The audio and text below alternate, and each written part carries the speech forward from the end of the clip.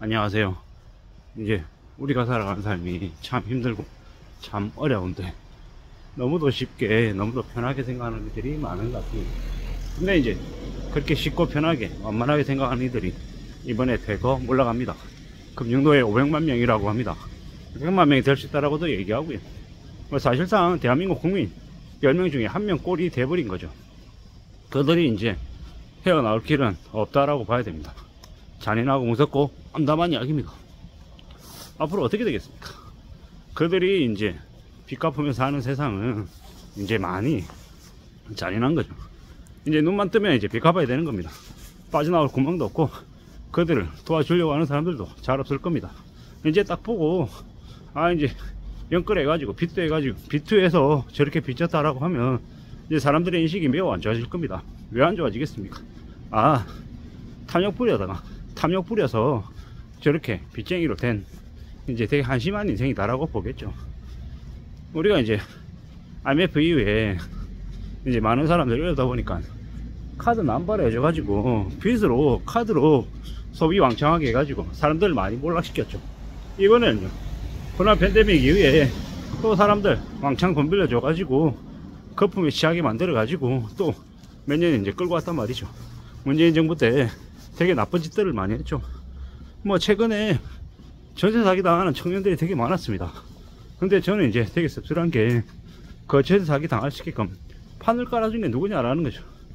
애시당초 전세 자금 대출을 왜 그렇게 무분별하게 해줬나라는 좀 원망이 생기는 겁니다. 전세 자금 대출을 왜 주냐고요? 대출을 왜 해주냐고요?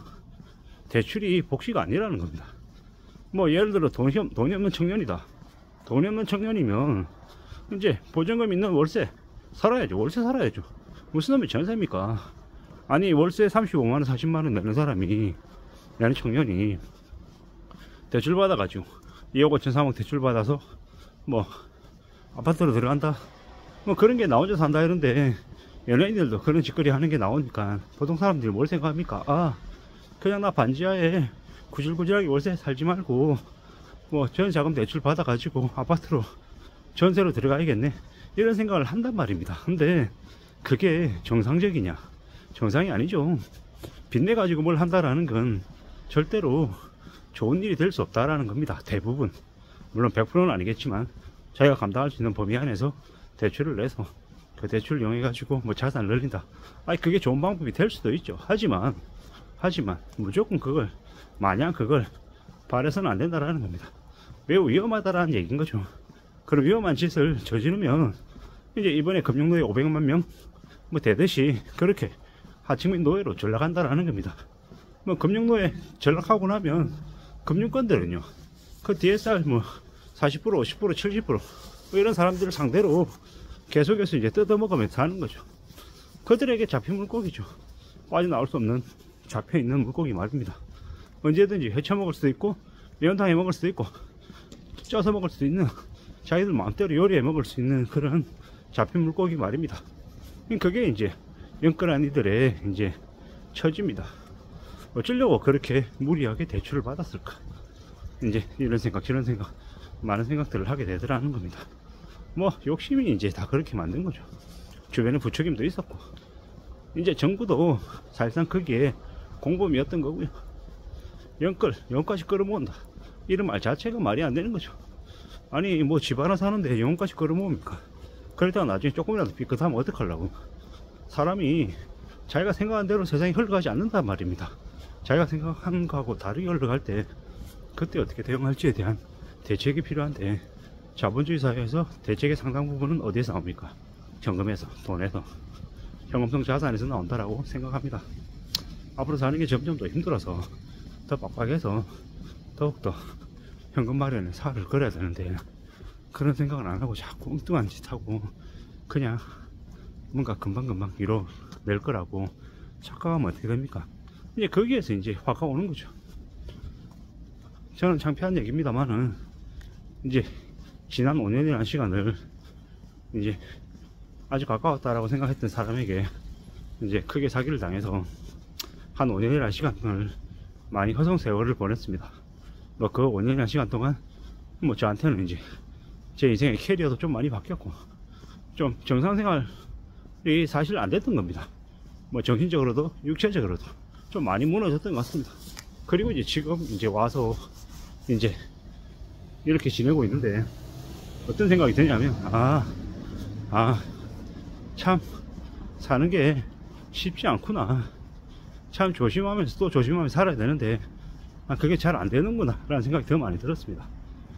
사기꾼이 그냥 괜히 사기꾼이 아닌 거죠. 사기꾼은 현란한 말솜씨와 남의 마음을 사로잡는 엄청난 그런 무서운 마력이 있는 겁니다. 그런 마력에 이제 넘어가면 이제 인생이 이제 무너지는 거죠. 끝장나는 거죠. 보이스피싱이다, 아니면 이제 경제적인 사기다, 이런 것들을 저지르는 놈들이 너무 이제 처벌 수위가 낮다라고 저는 생각합니다. 그런 놈들에 대한 처벌 수위는 매우 높아야 된다라고 생각하고요. 뭐 경제사범에 대해서는 피해자들에게 피해자 회복을 위해서 경제사범들 강제노역 시켜야 된다고 저는 생각합니다. 윤석열 이제 장모 같은 놈들 뭐 징역 1년 받았는데 참 어처구니 없다라는 거죠. 1년 가지고 안 된다고 생각합니다. 저는 1년이 아니라 최소 그냥 징역 시작을 신년부터 시작해야 된다고 생각합니다.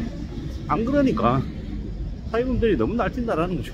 그 사기꾼들이 날뛰면 피해보는 건 보통의 사람들이기 때문에 정말로 사기 범죄 관련해 가지고 좀 강력하게 처벌이 돼야 된다고 생각합니다. 이번에 전세 사기 신놈들이 너무도 많죠. 그로 인해서 무너지고 올라가고 망가지는 청년들이 너무 많은 것 같습니다. 아무쪼록 그런 청년들이 고통 속에 살지 않게끔 법적으로 좀 더 강력한 처벌, 그리고 각종 제도들이 좀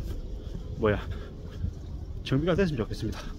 그래야 그런 청년들이 힘들어하는 삶을 좀 덜 살지 않겠냐 라고 생각해 봅니다. 아무쪼록 사는 게 참 힘들다, 어렵다, 무섭다, 쉽지 않다라는 걸 명심해야 되겠습니다. 함부로 금방 뭔가를 이룰 거라 생각은 안 해야 된다라고 봅니다. 쉽게 뭔가를 이룰 거라는 생각이 삶을 많이 위험하게 만드는 것 같다라는 겁니다. 그래도 더 조심해야 된다, 더 대비하며 살아야 된다, 더 삶을 다듬어 나가야 된다 라고 봅니다. 부지런히 한 걸음 두 걸음 앞으로 나가야 될 것 같습니다. 그냥 되는 거 없다 라는 걸 명심해야죠. 세상 사는 게 얼마나 힘든데 빚지고 살아서 빚져서 더 큰 돈을 번다라는 착각에 빠지지 않아야 되겠습니다. 빚진다라는 것은 그냥 내 인생을 그냥 남에게 그냥 내어준다라는 거와 똑같다라는 겁니다. 빚진다라는 건 인생을 포기하는 거와 똑같은 의미다 라고 생각하고 정말로 조심하면서 살아가야 되겠습니다. 이상입니다.